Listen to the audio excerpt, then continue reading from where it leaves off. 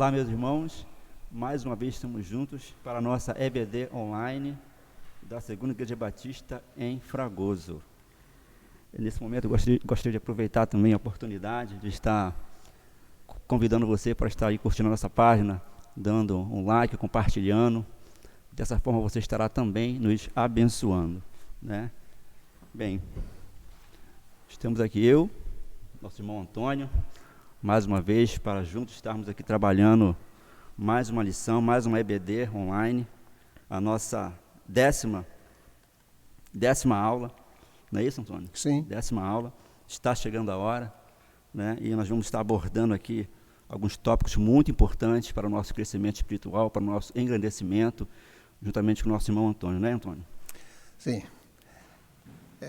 Queremos cumprimentar os nossos irmãos que estão nos acompanhando, dizer que é sempre bom compartilhar com os irmãos da Palavra de Deus, particularmente na literatura que nós estamos trabalhando, esses textos momentosos de Lucas.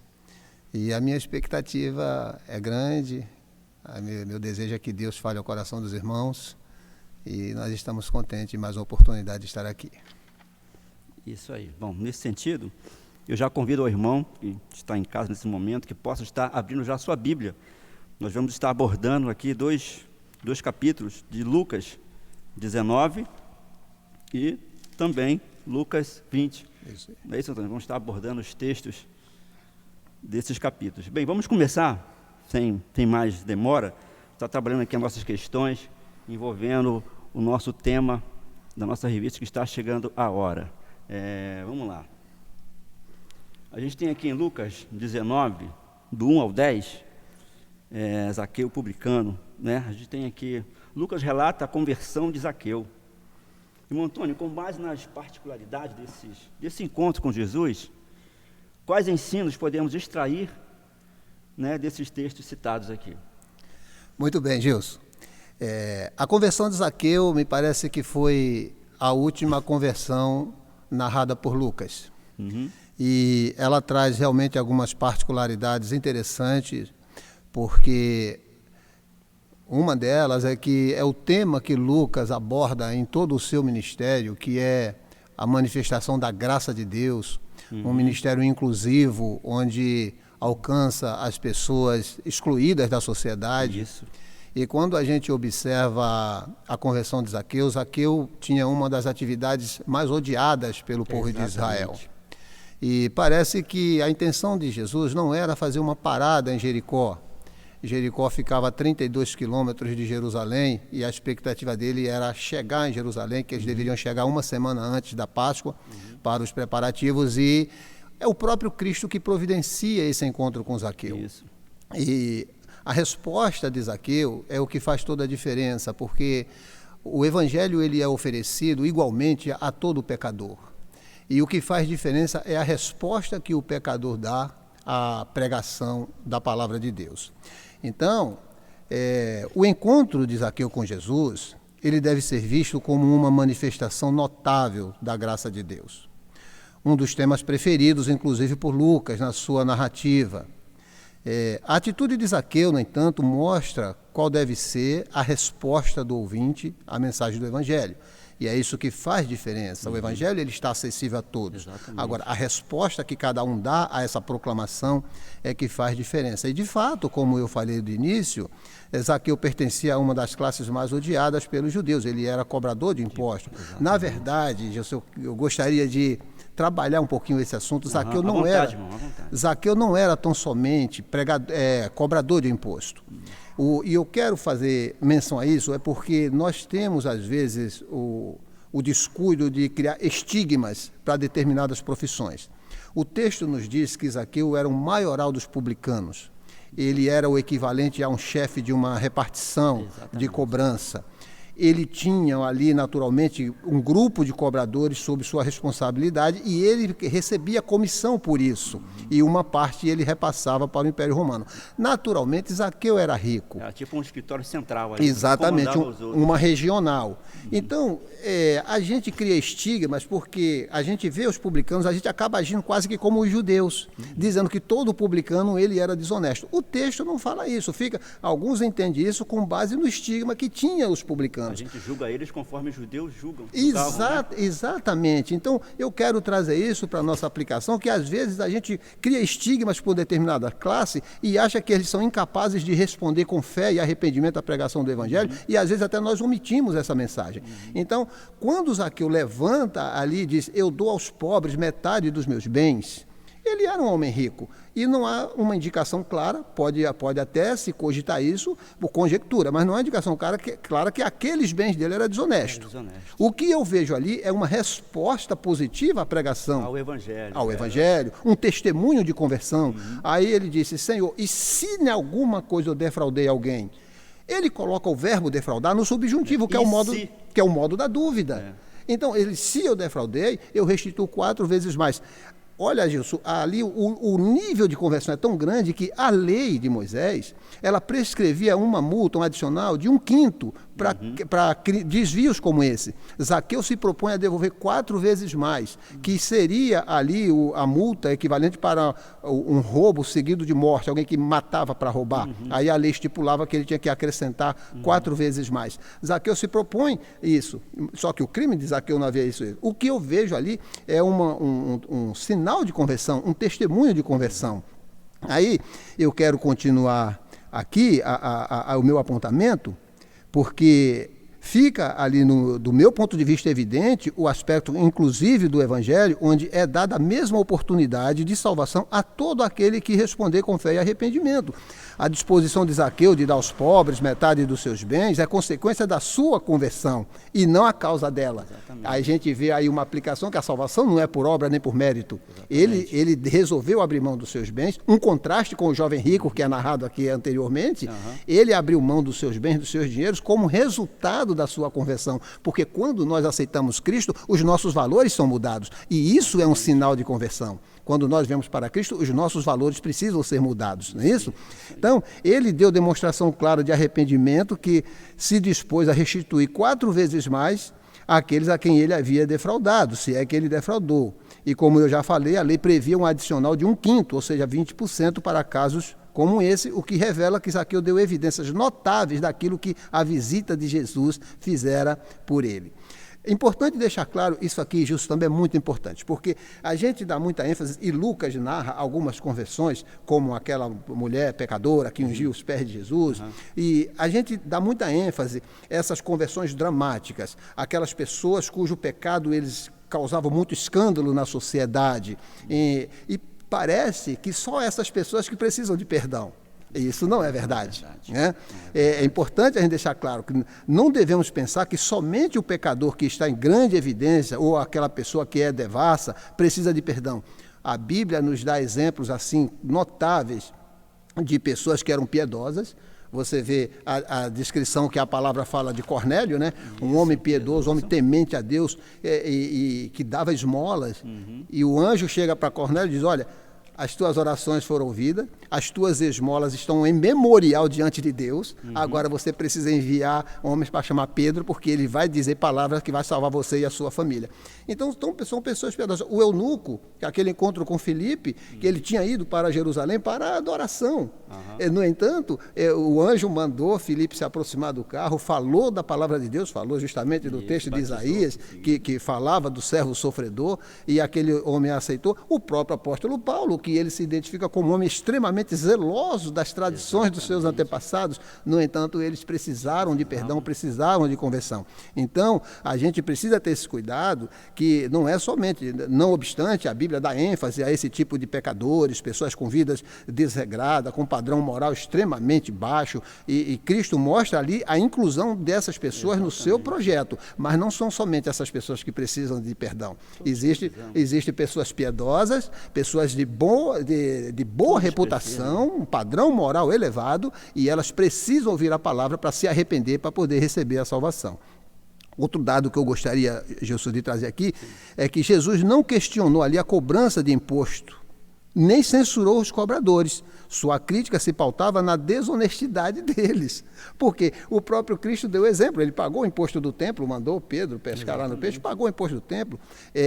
Quando João anunciou o batismo e os publicanos, que eram os cobradores de impostos, foram perguntar ao João o que é que nós devemos fazer, ele disse: não cobreis mais do que seja estipulado. Então, justiça. Não havia uma censura ali à atividade que ele exercia, havia sim uma censura à prática desonesta. E isso, em qualquer situação, Cristo, Deus, jamais vai aplaudir ou concordar com a desonestidade. De forma alguma.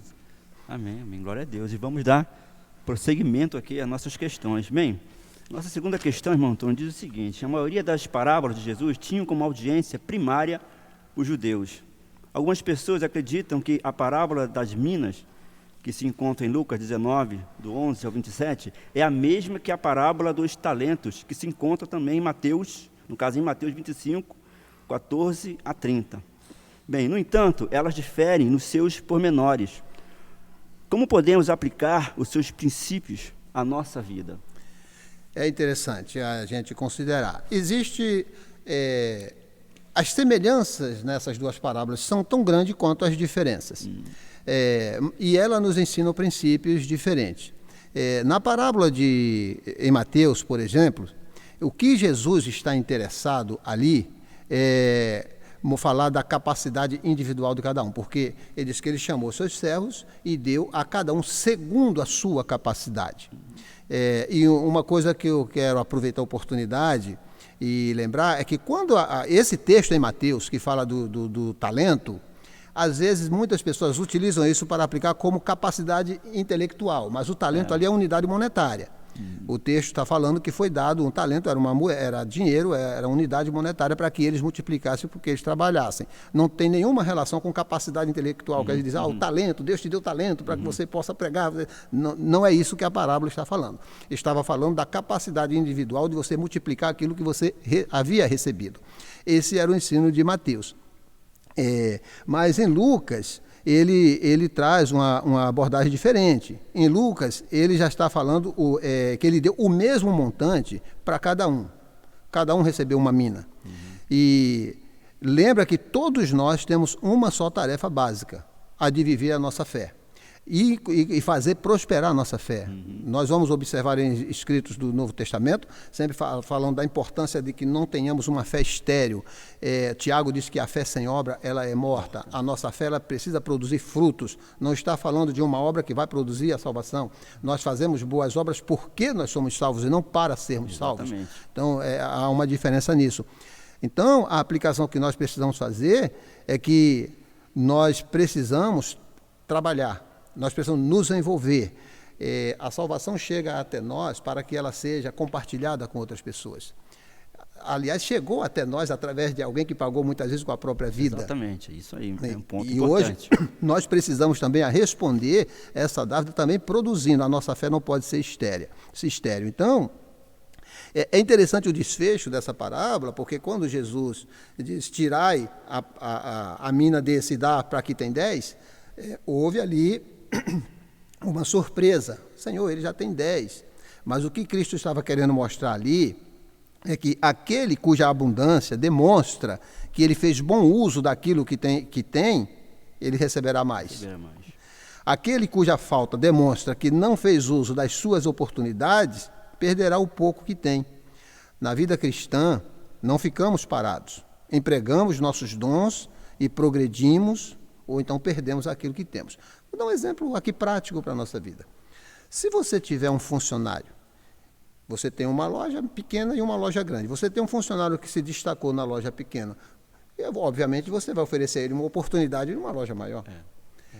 E normalmente quando você tem uma loja grande que ele não demonstra, não apresenta resultados, ele acaba sendo rebaixado. Exatamente. Ou para uma função inferior, ou às vezes acaba sendo até liberado do seu serviço. A vida cristã é a mesma coisa. Quanto mais você trabalha, você se envolve no Evangelho, mais Deus vai te dando capacidade para que você desenvolva o seu chamado, para que você aplique aquilo que você tem recebido para o bem do Evangelho. Não é para uma promoção pessoal, porque o Evangelho não tem essa função de nos promover pessoalmente, mas para a prosperidade do reino.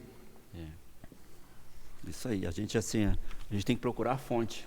Na fonte. Tem que ir lá na fonte, né?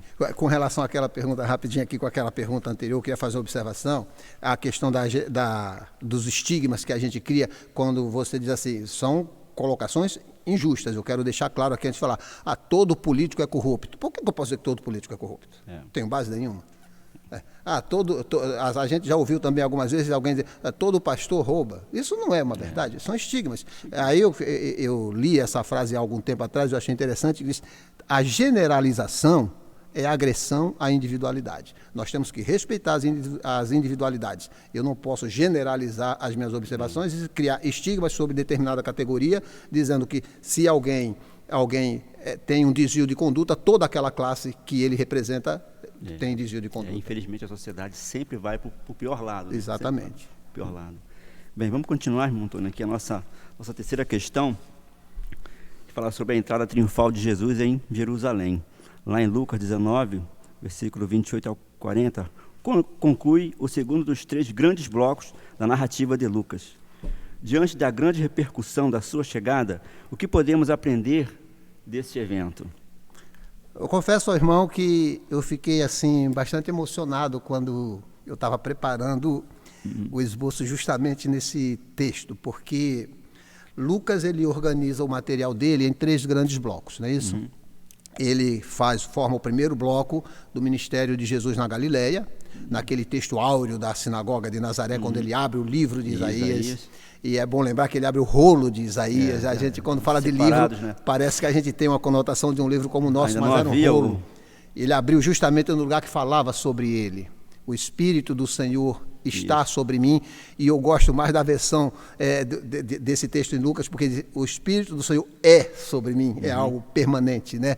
E ele fala ali da sua missão. São 5 pontos que ele coloca ali da sua missão. Esse foi o primeiro bloco ali até o capítulo 9, versículo 50. Do capítulo 9, 51, até o 19, 44, ele fala dessa viagem, dessa trajetória de Jesus, da Galileia para Jerusalém.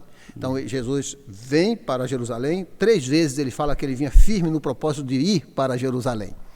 E nesse percurso, ele envia discípulos, ele envia os 70 para ir adiante dele, preparando as aldeias, e à medida que ele ia evangelizando nas aldeias, a multidão ia aumentando. As pessoas iam acompanhando diante dos milagres que ele ia realizando.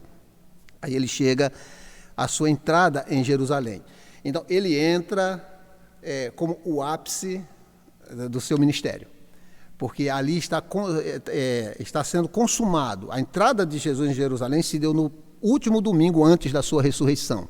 A partir dali foi a Semana da Paixão. Todos os fatos narrados ali estão em ordem cronológica. No domingo, na segunda, na terça, até o sábado, até a sua ressurreição no domingo seguinte. E ele entra ali cumprindo algumas profecias, dentre elas Zacarias 9:9, alegra-te, ó Sião, que o teu rei virá humilde, montado numa jumenta, no jumentinho. E Jesus ali, ele revela a sua verdadeira natureza. A gente percebe que durante o Evangelho ele sempre ocultava a sua divindade, mas ali ele já revela a sua natureza divina, ele confronta os judeus. Na parábola dos lavradores maus, por exemplo, ele denuncia ali a trama dos judeus de executá-lo, e ele já não oculta. Aí então ele chega, ele entra em Jerusalém, primeira coisa que ele vai é para o templo. E o templo era emblemático, porque era o símbolo da religião judaica, era o maior símbolo nacional, era o único crime que os judeus tinham a autoridade para promover a pena de morte, era a profanação do templo.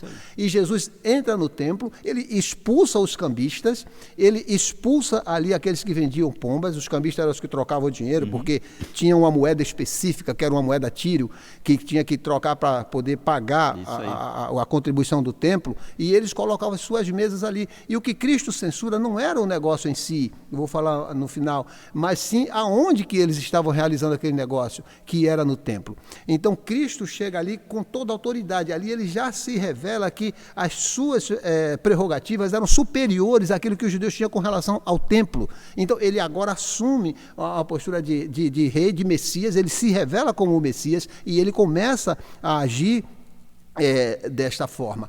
E ele entra montado num jumento, porque o jumentinho ali, ele era a montaria de o rei, quando ele ia em função de paz, ou de sacerdote. Porque o comum eram as pessoas chegarem, os peregrinos chegarem a pé para Jerusalém. Eles chegavam uma semana antes para poder se preparar, fazer o período de purificação para participar da Páscoa. Então vem uma multidão, Jesus entra montado no jumentinho, ele já começa a revelar a sua natureza, e eu vou passar aqui para o irmão o resumo que eu fiz aqui, que é interessante. Sim. Essa entrada triunfal dá início à Semana da Paixão, ou seja, os últimos dias da vida de Jesus aqui na Terra. Os acontecimentos narrados daqui por diante estão em ordem cronológica. Ele entra em Jerusalém no domingo anterior à sua ressurreição. Agora Cristo revela a sua verdadeira natureza. A sua entrada em Jerusalém é típica de uma coroação. Era a mesma cerimônia que foi feita na coroação de Salomão, por exemplo, que entrou montado na mula de Davi, e o povo aclamando, viva o rei Salomão. Foi o mesmo sentido. Traz à memória solenidades reais na história de Israel. Não era comum, como peregrinos chegarem em Jerusalém montados em animais. A maioria deles vinha a pé. Logo, a cena lembra um cortejo real. Então agora ele entra como rei. Ele revela a sua natureza. E ele começa a confrontar realmente toda a estrutura religiosa ali de Jerusalém. Contrariando as expectativas dos judeus, que esperavam um Messias conquistador montado em cavalo de guerra, né? Jesus vem montado em um jumentinho, que simbolizava a paz, e cumprindo a profecia de Zacarias 9:9. A jornada que começou em 9:51 termina agora em 19:44. Prepara o ambiente para o último bloco de narrativas de Lucas, que relata os acontecimentos em Jerusalém. Agora seria a cena da paixão culminante com o triunfo de Cristo na cruz. O triunfo de Cristo se dará não na espada, como os judeus queriam, mas na sua vitória contra a morte. O seu trono não estava em um palácio, mas estava na cruz. Na cruz ele foi entronizado como rei, com aquele brado de tudo está consumado. Então, se hoje nós estamos aqui transmitindo essa palavra para os irmãos, é porque o triunfo de Cristo foi real, justo e integral ali na cruz. Ele foi entronizado não dentro de uma expectativa dos judeus, mas dentro do plano daquilo que estava determinado profeticamente para se cumprir em Cristo e se cumprir naquele dia. Então, é tudo isso que aquela entrada representa para nós, a vitória, o cumprimento, o clímax de tudo que foi preparado nessa jornada. Ele agora vem e entra em Jerusalém para consumar a obra que lhe foi confiada. É isso aí, muito bem. Bem, vamos continuando aqui. A gente tem agora, com base aqui em Lucas 19, do 45 ao 48, a promover a purificação do templo. Jesus demonstra a sua autoridade, né, que foi questionada pelos sacerdotes e líderes religiosos. Irmão Antônio, agora vem uma questão: com que propósito os líderes tentaram desacreditar Jesus? E, automaticamente, o que o texto nos ensina, né, com relação a isso? Então, ali era uma estratégia dos líderes, porque Jesus tinha alcançado uma popularidade que eles temiam fazer alguma coisa por Jesus e, de repente, acontecer um motim.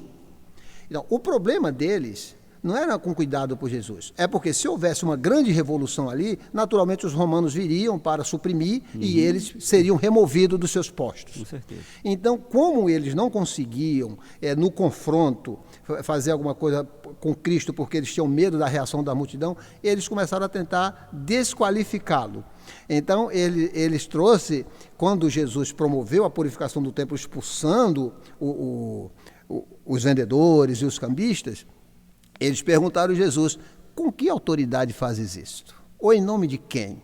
Então foi uma pergunta formal, porque ali foram os líderes que foram fazer essa pergunta. Era uma pergunta formal, como se estivesse diante de um tribunal.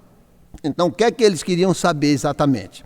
As autoridades queriam saber qual é a natureza da autoridade de Jesus. Eles, com que autoridade? Então, qual é a natureza dessa autoridade? E a outra pergunta, eles queriam saber qual era a fonte da sua autoridade. Em nome de quem? Não. Quem te deu tal autoridade? Isso aí. Aí Jesus responde de uma forma enigmática. Não que Jesus não sabia, poderia responder, porque os judeus também, eles tinham já seu pensamento formado a respeito de Jesus e João Batista. Mas aí Jesus faz aquela pergunta como com jogo de palavras. Eu também faria uma pergunta. Responda primeiro que depois eu respondo. O batismo de João era dos céus ou dos homens? Isso, exatamente. E eles não podiam responder. Que não. Porque se eles dissessem que era dos céus, eles seriam confrontados. Por que vocês não creram? Se João testificou de mim. Exatamente. Então, se eles crescem em João, eles teriam que automaticamente crer na mensagem de João, que era Cristo, o foco central. Aí, se eles dissessem que era dos homens, o medo deles da multidão se levantar contra ele e criar justamente essa revolução que poderia culminar com o afastamento deles dos seus postos pelas autoridades romanas. Então, eles vergonhosamente, tem escritores que atribuem a essa resposta dele uma grande vergonha, eles disseram: nós não sabemos. Aí Jesus conclui da seguinte forma: Jesus não disse que não sabia, ele disse: também eu não vos direi com que autoridade. Só que nós sabemos qual era a autoridade de Jesus.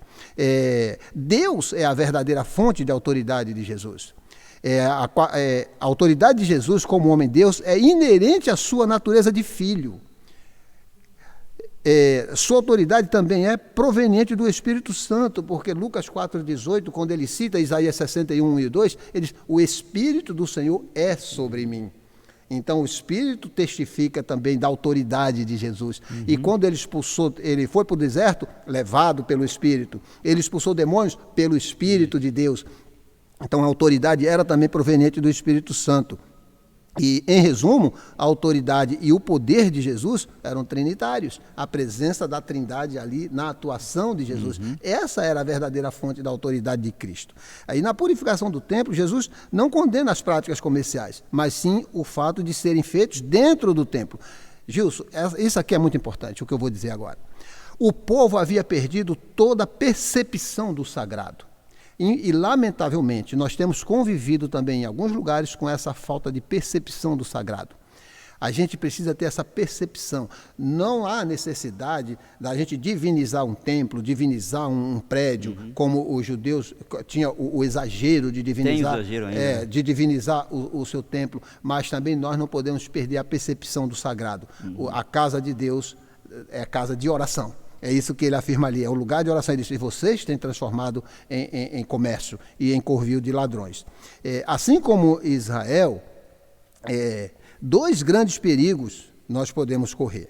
O povo havia perdido essa percepção do sagrado e substituiu o propósito divino do santuário com atividades econômicas. E isso é um grande perigo quando nós vinculamos comércio com aquilo que é sagrado, com aquilo que é divino. É muito perigoso. Mas nós também, porque todos nós corremos perigos.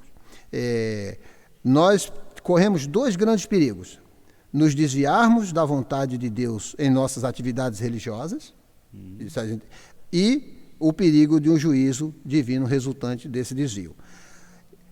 A gente precisa ter esse cuidado. Amém, irmãos. Então, vamos aqui para a nossa última questão. A gente temos aqui a nossa parábola dos lavradores, né? Essa é a última parábola registrada por Lucas. Ela deve ser vista como uma exposição alegórica do relacionamento entre Jesus e os líderes judaicos. O que ela fala para a nossa igreja hoje, irmão Antônio? Olha, ali Cristo estava trazendo um confronto direto com as autoridades judaicas e denunciando claramente o propósito deles de matar Cristo. E Cristo, quando desnuda aquela situação, a gente vê que há uma progressão ali na reação, quando Cristo conta a parábola de, primeiro eles ultrajaram, eles espancaram, ultrajaram e mataram aquele que foi enviado.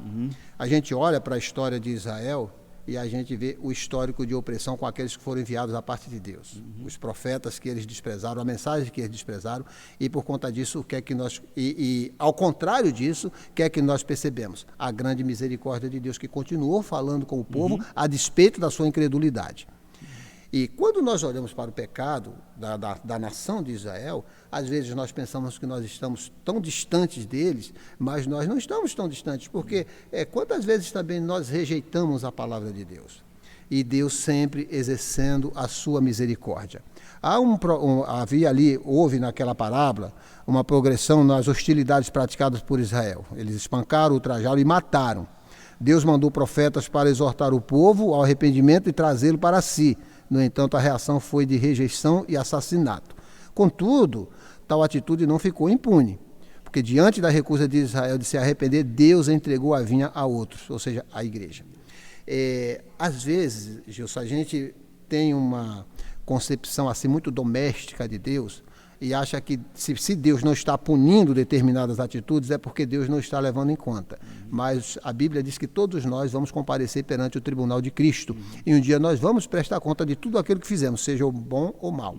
Então, o que fica claro aqui é a misericórdia de Deus em continuar falando a uma geração incrédula a despeito da rejeição e a despeito de tudo aquilo que fizeram, e Deus insiste, Deus continua em busca do pecador.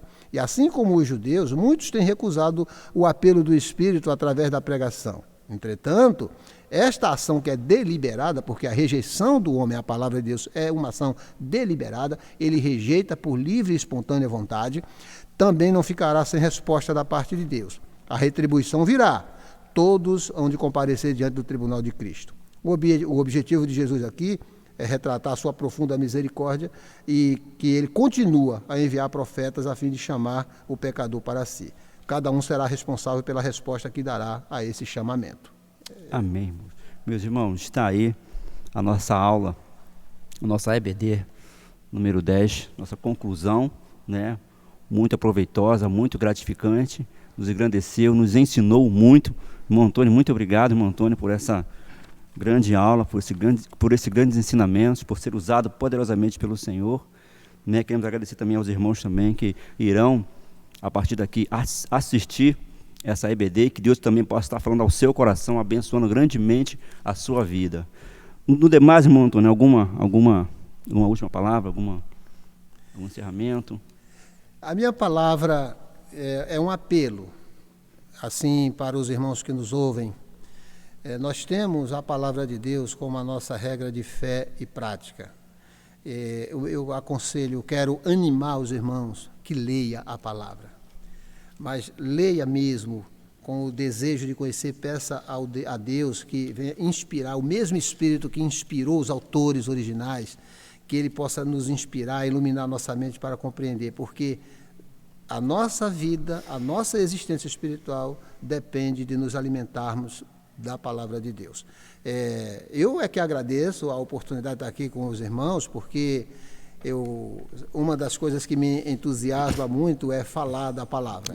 Eu gostaria até de conhecer mais, para poder compartilhar mais com os irmãos, mas isso me entusiasma muito porque é muito gratificante. Quando a gente se esforça para ler a palavra, pode ter certeza que é muito gratificante aquilo que a gente absorve dela. Amém, irmão Antônio. E o último pedido, né, ao irmão Antônio, que estivesse orando ao Senhor para estarmos encerrando esse momento.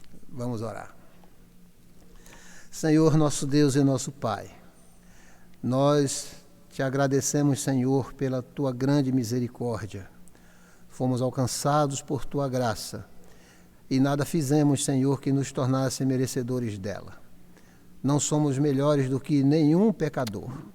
Estávamos, Senhor, alienados da tua presença e fomos aproximados de ti pelo sacrifício de Jesus. Nos rendemos a ti, Senhor, em gratidão, e nós pedimos que o Senhor nos sustente, que possamos completar a nossa jornada, Senhor, e que por tua graça e bondade possamos, Senhor, recitar as palavras do apóstolo Paulo quando chegar o momento da nossa transição e dizer: combati o bom combate, completei a carreira, guardei a fé. Amém, Jesus. Desde agora, a coroa da justiça me está preparada, e não somente para mim, mas para todos que amarem a vinda do Senhor, porque o Senhor, o justo juiz, há de nos dar. Que Deus nos abençoe, que Deus abençoe nossos ouvintes e que Deus abençoe a nossa igreja. Nós agradecemos a oportunidade em nome de Jesus. Amém. Amém. Amém.